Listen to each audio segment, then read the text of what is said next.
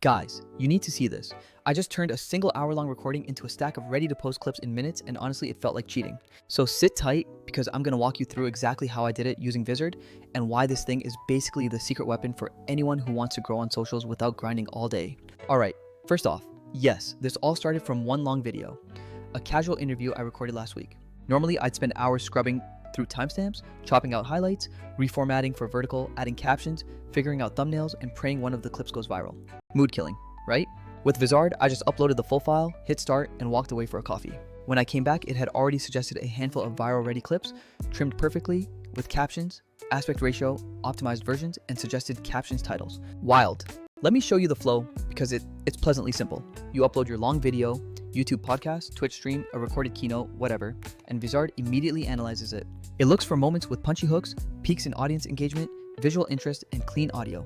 Then it auto-generates clips of different lengths tailored for the platforms you care about. 1530s Reels, 60s TikToks, short YT Shorts, all selectable. You can preview them side by side, swap versions, or let the AI pick the highest potential ones. What I love is how it feels like having an editor who actually knows what works. One clip it picked out was literally the 7-minute mark where I drop a quick hot take, and the AI turned that into a 22-second punchy cut with clean captions. It even suggested a thumbnail frame and a couple of title options that are actually clicky, like not cheesy clickbait, but the kind of titles that make people stop scrolling. And the captions? Auto-generated and editable, so you can adjust tone or throw in a branded line. Super convenient. Now, of course I went in and made tiny tweaks, because you always want to keep stuff on brand. I changed the music volume on one clip because the track felt a bit loud, tightened the pause where the rhythm fell off, swapped a B-roll shot to better match the punchline, and adjusted a subtitle timing that seemed a hair off. Every change was instant, non-destructive, and applied across the different aspect ratios if I wanted. No need to re-edit 3 times for different platforms. Here's the part that actually saves a huge amount of time: auto schedule. After I finalized the clips, I set a posting frequency, say 3 posts a week, told the tool the best times I wanted content to go live, and Vizard queued everything up. It staggered the clips so I had consistent content going out for the next few weeks. I didn't babysit a single post. Set it, forget it, and go focus on creating more long-form stuff. If you're trying to build momentum, consistency is the hardest part, and this feature removes that choke point. And the content calendar, game changer. You get a visual calendar that shows what's scheduled across platforms, lets you drag and drop posts to reschedule, and edit captions or thumbnails on the fly. Want to bump a clip because something trending happened? Drag it to the new slot, hit save, and Vizard updates the queue. It staggered the clips so I had consistent content going out for the next few weeks. If your team needs approvals, you can leave notes and assign editors right inside the calendar. It makes social publishing actually manageable, even if you're running a one-person operation. I should call out that other tools exist. Some that'll auto-edit but charge per clip or force you into very manual queues, and some scheduling platforms that only handle a single social network.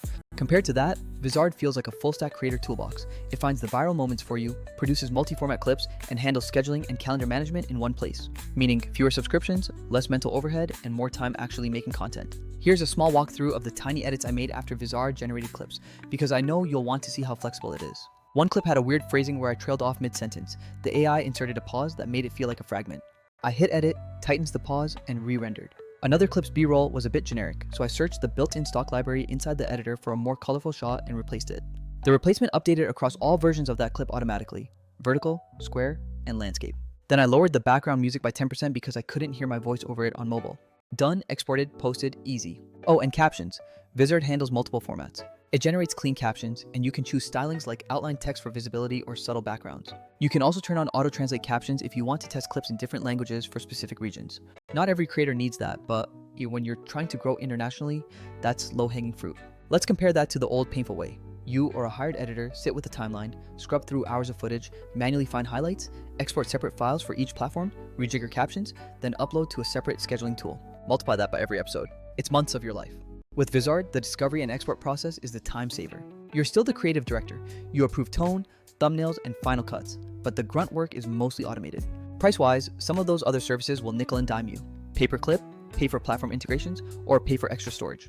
Vizard wraps the core features into plans that make a lot more sense for creators who want scale. If you're doing long-form content regularly and want to turn it into consistent short-form feeds, you'll probably find the ROI very obvious within a few weeks. And yes, they do have a free trial so you can test it without committing, which is exactly what I recommend doing. Let me tell you about the results I got. I uploaded 1 hour of content and ended up with 7 platform-ready clips. I scheduled them to drip over 2 weeks, and by week 1, I saw a small spike in profile visits, and one of the clips started to get shared a bit. It's not magic, you still need good content, but Vizard turned what would have been a backbreaking editing day into a 5-minute setup and a few quick reviews. Total time from upload to scheduled post, less than 20 minutes. One more pro tip, use the thumbnail suggestions as a starting point, but spend 1 minute customizing. A small change in contrast or overlaid text can make a huge difference in CTR. Vizard's thumbnails are decent, but adding your own branding or a stronger punchline often helps. Also, use the content calendar to mix evergreen clips with topical ones so your channel has a steady rhythm but can still capitalize on trends. A quick note about limits. Nothing is perfect. AI can miss nuance. Sometimes it picks a clip that's technically high energy but contextually confusing if you take it out of the longer episode. That's why you should always do a quick pass. But that quick pass is dramatically faster than editing everything manually. And while Vizard is great at identifying moments that look promising, it's not a magic guarantee of virality. Good hooks and authentic content still win. If you're curious to try it, I've got a link in the description that gives you extra credits for a trial month, so you can upload a few long files and test the auto editing and scheduling without stressing about limits. Use those credits to really get a feel for how it integrates into your workflow. So honestly, if you make long form content and want a smarter way to turn it into short clips that actually get posted and not just sit on your hard drive, Vizard is worth a look. It doesn't replace creativity, but it removes the editing friction. And for creators who want to scale, more clips, consistent cadence, less burnout, this is the kind of tool that changes the game. Thanks for watching. I'll toss some of the clips from this session up so you can see the before and after. And if you want a deep dive into the mobile app workflow, I'll drop a follow-up where I build a month-long schedule from one podcast episode. Catch you next time.